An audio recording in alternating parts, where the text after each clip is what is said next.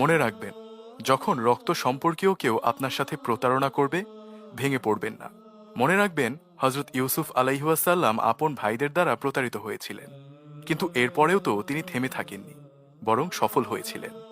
যখন পিতামাতা আপনার প্রতিপক্ষ হয়ে দাঁড়াবেন, ভেঙে পড়বেন না। মনে রাখবেন, হজরত ইব্রাহিম আলাইহাসাল্লাম নিজ পিতার দ্বারাই আগুনে নিক্ষিপ্ত হয়েছিলেন, আর সেই আগুন তো তার একটা পশমও পোড়াতে পারেনি। যখন ঘোর বিপদে পতিত হয়ে বের হয়ে আসার আর কোনো উপায়ন্তর খুঁজে না পান, আসার শেষ আলোটুকু দেখতে না পান, ভেঙে পড়বেন না। মনে রাখবেন, হজরত ইউনুস আলাইহাসাল্লাম মাছের পেটের অন্ধকার প্রকোষ্ঠ থেকেও উদ্ধার হয়েছিলেন। ভুলে যাবেন না, আল্লাহ আছেন। আলো বাতাসও যেখানে পৌঁছতে না পারে, সেখানেও আল্লাহর রাজত্ব চলে। যখন আপনার বিরুদ্ধে অপবাদ আরোপ করা হবে আর গুজবে দুনিয়া ছড়িয়ে যাবে, ভেঙে পড়বেন না, এসবে কান দেবেন না। মনে রাখবেন, হজরত আয়েশা সিদ্দিকা রাদিয়াল্লাহু আনহায়ের বিরুদ্ধেও অপবাদ আরোপ করা হয়েছিল, কিন্তু দিন শেষে তা সততা এবং সৎ চরিত্রের আলোকেই ছড়িয়ে পড়েছিল সব দিকে। যখন আপনি অসুস্থ হয়ে পড়বেন, ব্যথায় কাতরাতে থাকবেন, ভেঙে পড়বেন না। মনে রাখবেন, হজরত আইয়ুব আলাইহাসাল্লাম আপনার চেয়েও 1000 গুণ বেশি অসুস্থ ছিলেন। তিনি সেই সময় ধৈর্য ধরেছেন। ভুলে যাবেন না, ধৈর্যের ফল মিঠা হয়।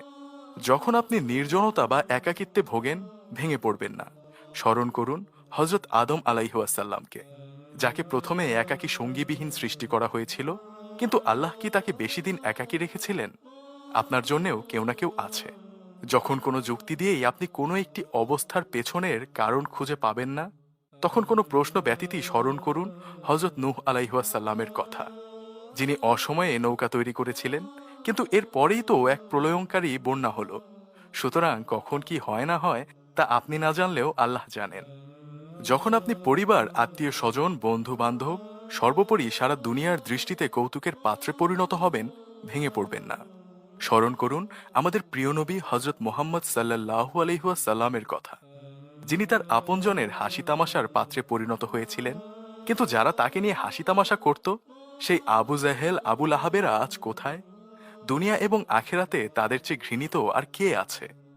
আল্লাহ তাআলার কাছে সবচেয়ে প্রিয় বান্দা হলেন তার প্রেরিত নবী ও রাসূলগণ, আর তার প্রেরিত সেই সকল পয়গম্বরকেই তিনি সবচেয়ে কঠিন পরীক্ষায় ফেলেছিলেন। কিন্তু তারা আল্লাহর ওপর থেকে ভরসা হারাননি। তারা ধৈর্য ধারণ করেছিলেন, আর এর ফলে তারা একসময় সফলও হয়েছিলেন। আল্লাহ তাদেরকে উদ্ধার করেছিলেন সেই কঠিন বিপদ থেকে।